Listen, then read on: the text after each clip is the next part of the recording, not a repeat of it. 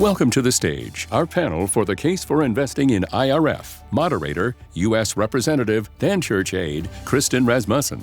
Deputy Secretary of Management and Resources, U.S. Department of State, Michael Regis. And Chairman of the Board, National Endowment for Democracy, Peter Rushcombe.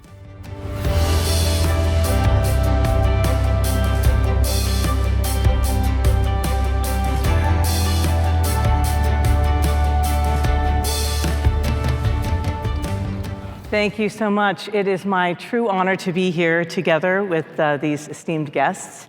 And we've heard so much today. Really, the scene has been set for us in terms of this conversation about the case for investing in IRF. International religious freedom really forms the basis of so many societies. It offers stability, and we really recognize insights from the other panelists. They set us well for this discussion. The importance of international religious freedom has gained prominence over the past decade, and this summit is a testament to that. We see governments around the world, including the Danish government. The organization that I work for gets about half of its funding from them, as well as other European governments, and of course the US government paying increased attention to this issue. So with this additional value, that international religious freedom has brought, I would like to ask our panelists some questions about what you have seen in terms of examples where perhaps the US government, in the case of you, Deputy Secretary, is making, and where you see that could take the US government and its partners forward. Sure. Well, thank you very much. It's great to be here. Thanks for having me. The issue of religious freedom is something that I've taken a personal interest in as the Deputy Secretary. Secretary Rubio has taken a very strong interest in. The President himself, obviously, has led the charge on this issue around the world for the plight of persecuted Christians around the world. Certainly in Nigeria is, I think, the most prominent example that people have seen, but really all over the world, where he has, both in his first and now in his second administration, personally working for the release of pastors who have been imprisoned, of other people of faith who've been imprisoned. He has a real heart for people of faith, for people of conscience.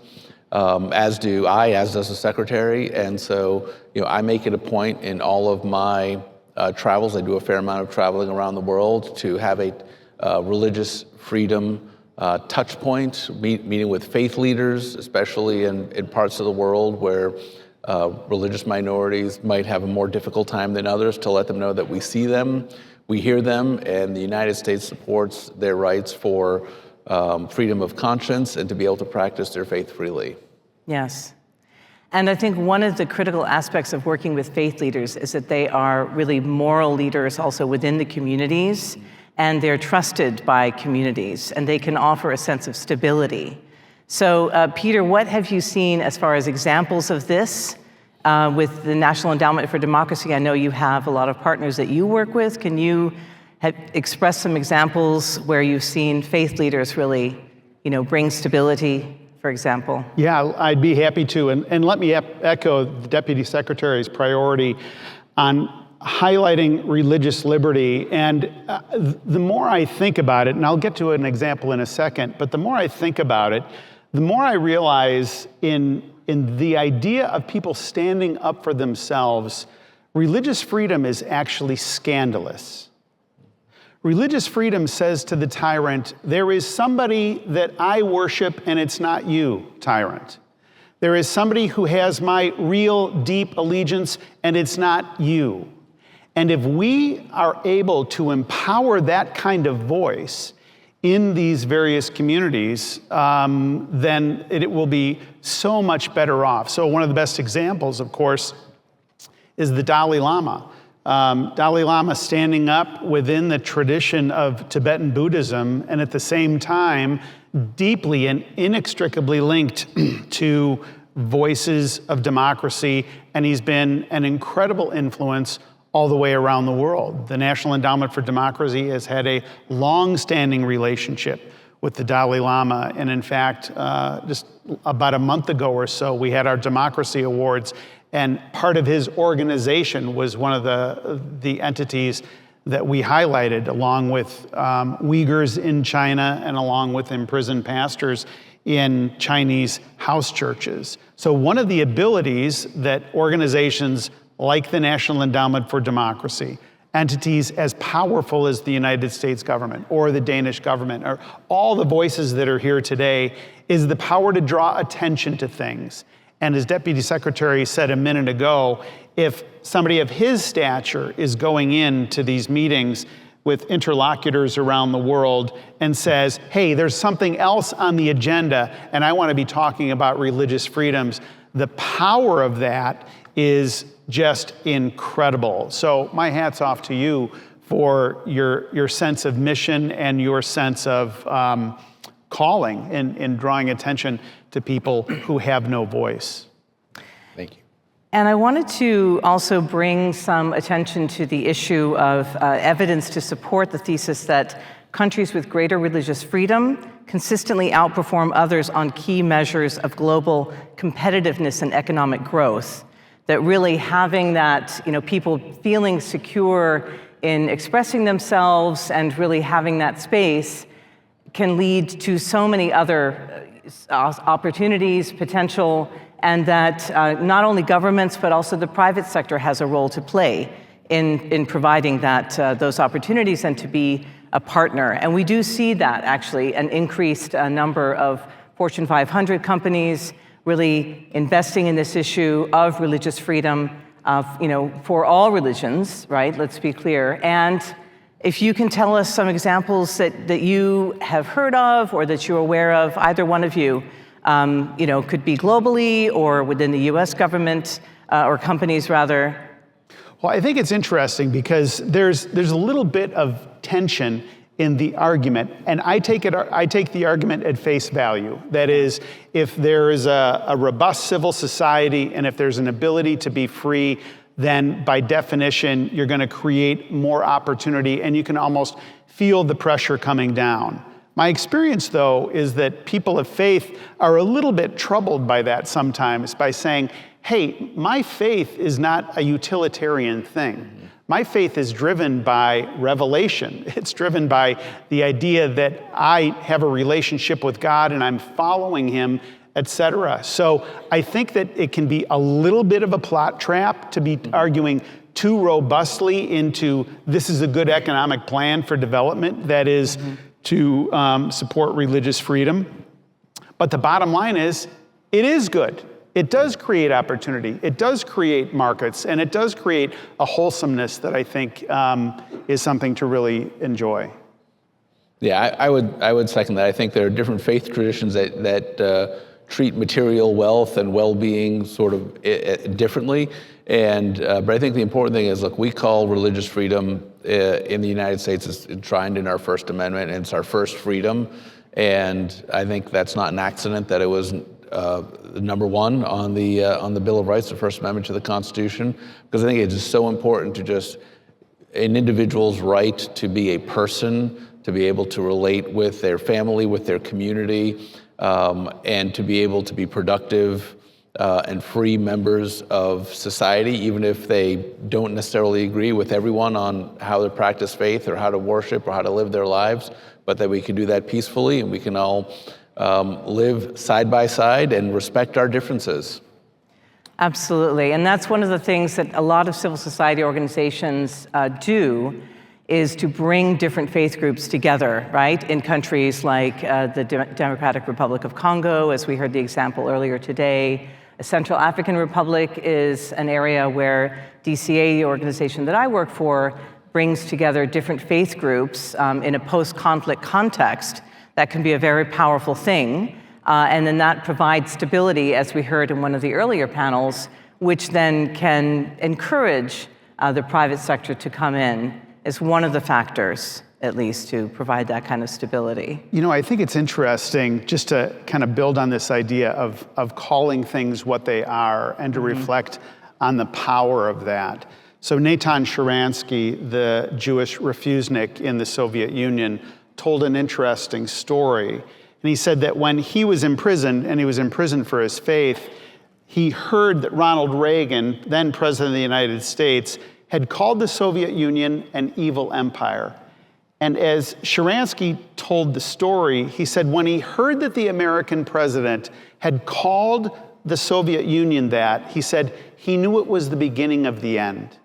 Because to speak with that clarity and that understanding and without ambiguity, he said, not only did I know it, but the guards in the Gulag knew it too. And I think that therein lies, I think, the power of this gathering, IRF, and all those who are actively participating to be voices for this around the world and to recognize that saying it, naming it, calling it out, and not letting religious freedom get sidelined as some fringe issue that's just a bumper sticker on the back of a car, but turning that into policy and prescriptions and expectations is absolutely remarkable. And yes, is there a social and economic benefit to this?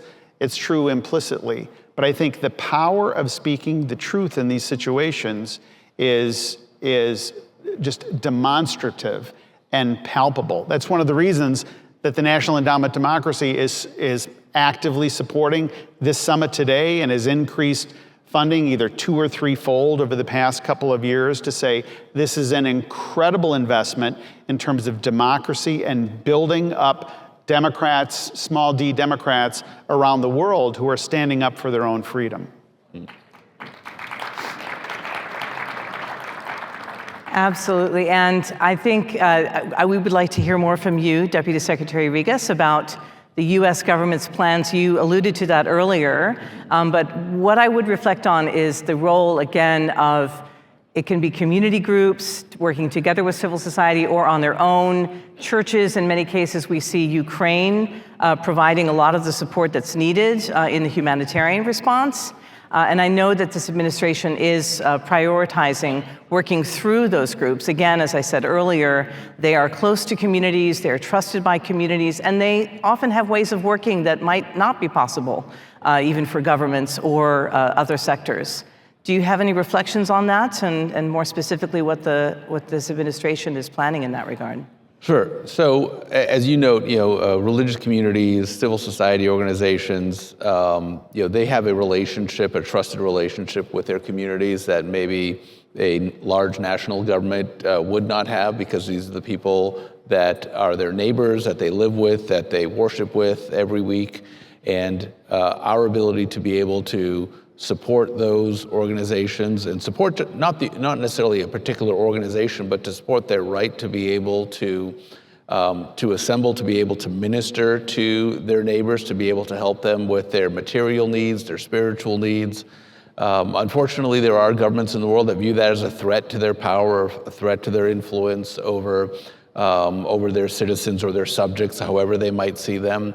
And we try to lead by example. The president has said, look, we're not going to, it's not our mission to go around the world and reshape other countries and cultures in our own image, but I think we also have an obligation to lead by example and say, hey, your country will be better, the world will be better if you allow your citizens to be able to live freely, to be able to engage in their faith, in their traditions, to be able to live according to their conscience.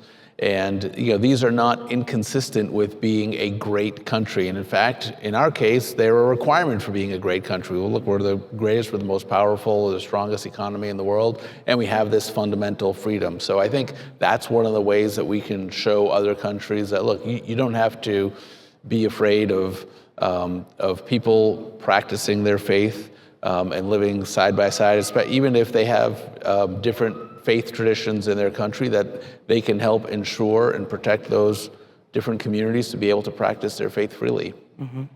And so many people in the world, in fact, over 85% of people in the world do have some faith tradition.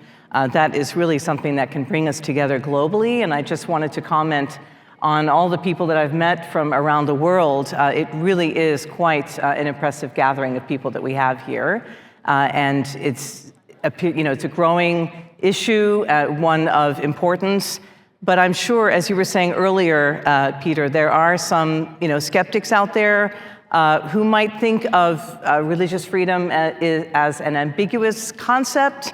What would you say to them? What argument would you make for why this is so important, those who are skeptical? Here's my pitch. This is what I would say to them. There's a phrase that's attributed to St. Ambrose, where he is said to have said, "We don't impose on the world, we propose a more excellent way." I'll say it again. We don't impose on the world, we propose a more excellent way. Well, those of you who are familiar with Scripture know that that really goes back to 1 Corinthians, where St. Paul was writing. And at the end of chapter 12, he's giving all kinds of instructions, and then he says, here's the more excellent way, and it's the famous love chapter. So my pitch would be to skeptics to say, you've got nothing to lose by supporting religious freedom. Because if you don't, you leave so much on the table in terms of stability and magnanimity and comity within a community, and the ability of people to work together and to be gracious towards one another can be so uplifting all the way around. And you see where the world has gotten so uptight, and tyrants get fiercer and fiercer and fiercer, and trying to control more and more and more, and it ultimately doesn't get them anywhere. You look at today, right now, the Russian government is basically gaslighting the entire world, and what they're actually doing is removing evangelical Christians from areas where they have, where they've conquered. They've removed Catholic priests. There's a very powerful work called A Faith Under Siege that was put together by the Ukraine Freedom Project. It's a film that I commend to you. And it is basically bearing witness to religious persecution that's happening at this time. And I know we're represented today by people who have experienced religious persecution, who are in this room and are incredible examples of tenacity and clarity. But the pitch would be, you got nothing to lose. And instead, there's a great opportunity to create a more robust and dynamic civil society that inures to the benefit of your own people. Yes, but I think there is this great fear, as you were saying earlier, right? That is certainly in authoritarian states, people who are people of faith have a higher belief, they believe in a higher power. And so that is a clear threat, right? But it can also, faith really serves to bring people together in profound ways that you don't necessarily see states always able to do. So can you give some examples, Deputy Secretary, I'll lean on you again, where we have seen this either in your role, your different roles in government, or in the private sector, where you have observed in your travels or in your negotiations, other meetings, where we've seen this kind of tension happening, where some skeptics say they don't actually think that this is possible to achieve unity through religious freedom, or that it's not such an important element as, say, some of the more standard aspects, economic development, for example. Well, sure. I mean, whenever I'm engaged in my travels, meeting with government officials, meeting with religious leaders, look, we'll raise these issues that are issues of concern to us. And I think often just by showing up and having those meetings, we are sending a message, we're sending a signal. I tend not to sort of make a public, I will tell them, look, I'm not here to embarrass your government or embarrass you, but these are issues that are important to us, and I don't think they are going to cause you a negative impact if you address these in the way we think they ought to be addressed. If you let this person out, or if you allow these communities to be able to operate freely, you'll often have governments with registration requirements and whatnot, or other kind of bureaucratic requirements that they won't allow these religious organizations to fulfill or to meet because they don't meet whatever qualification or requirement they're putting out. But look, what we try to do is lead by example and show through our own efforts that these issues are important, that they don't have anything or should not fear people of faith or people of conscience living in their society. These are their fellow citizens, and we want to make sure that a government that is treating their citizens fairly is one that we think is going to be a better partner for us, a better trade partner for us, because that's one of the things the president talks a lot about is Americans being treated fairly or just treating us fairly in our bilateral relationship, but we also want them to be able to demonstrate that they're able to behave in that way at home as well. Another interesting example to build on what Deputy Secretary was saying is the Uyghur movement in China. So it was a NED grantee many years ago that was behind the exposure of what the world now knows as a genocide. Again, the Chinese Communist Party was creating a false claim that this was a terrorist threat or a security threat and other nonsense. And it was a NED grantee that documented this, that said, no, here's what's going on. They're going after the Uyghurs because of their faith and because of their unique identity. And now the whole world knows it. So there's power in driving that. There's power in denying the ability for an authoritarian regime to keep its thumb on people. Think about another country that's in the news and has constantly been in the news. That is Cuba. It has been a whole host of a network of NED grantees over the years, and other people, not just NED, but other people of goodwill have been supporting religious standouts, people that are standing up, taking their own initiative, standing for their own freedom. And it's been the great privilege for the National Endowment for Democracy to come alongside and give lift to some of those people that hopefully in a free Cuba will be at the very basis of a transformed society that, I know it feels like I'm talking about, hey, next year in Jerusalem, but feels like Cuba may be changing quickly. That is super interesting about this transformative aspect that you referred to, because I do think that faith leaders have the ability to really bring about this transformative change in a way that some governments, many will not, right? If we think about faith, it transcends boundaries. It has been, so many faiths have been with us much longer than many countries. And so I think really getting to the heart of this is critical, right? If we have to have stability and growth and peaceful, existence. And really, that is what people want at the end of the day. And I was speaking to some people earlier today. They're of Christian faith, but they said, really, at the end of the day, we want to get along as humans on this planet and to survive. And that is also a priority of the president, right? I mean, going around and seeking peace. We've seen some interventions. There was the intervention in Nigeria and some others which have this focus. But really trying to find stability in a way that's balanced is a challenge, I think. Well, I think there's an inextricably linked connection here that in the last remaining time we have, I would like to highlight.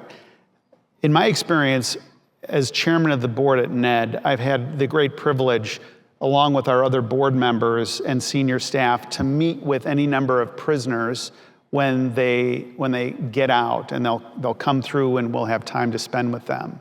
And what I have found so interesting and so humbling in listening to these people, many of them are not known as religious people.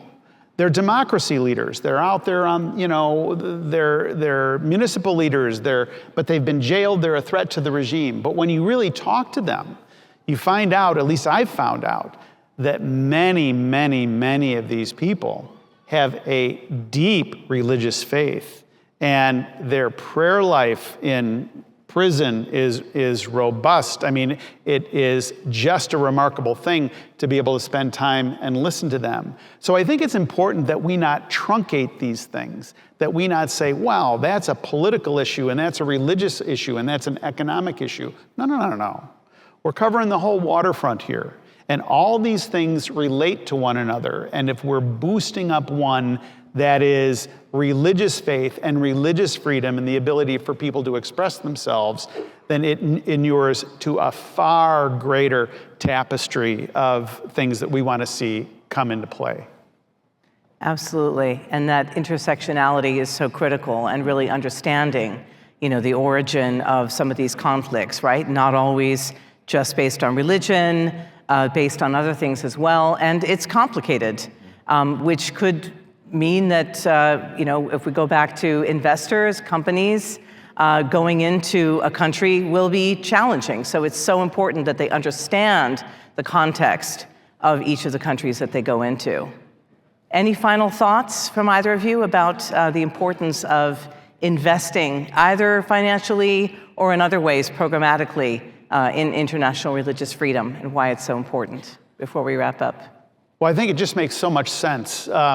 And there's so much power in it, and it can be disproportionately significant, an investment in religious freedom around the world. And it's something that it's kind of just getting going in a way, really, if you think about it. And this group in this room has the ability to echo this far and wide. So it's not lost on me, the urgency with which we're communicating today. Yeah, and I will just finally just add to those remarks and just say, look, religious freedom is foundational. It makes communities better. It makes countries better. And we try to show that by example to all of our partners in the world, people who are friends, people who are allies, people who we have somewhat intermediate relationships with, I guess, that religious freedom is not something to be feared. It is something that I think will just lead to a better outcomes across the board for their countries. So many reasons to invest in religious freedom, and thanks to all of you for investing your time in this panel. And I believe that is it for us and for the rest of the day. Thank you.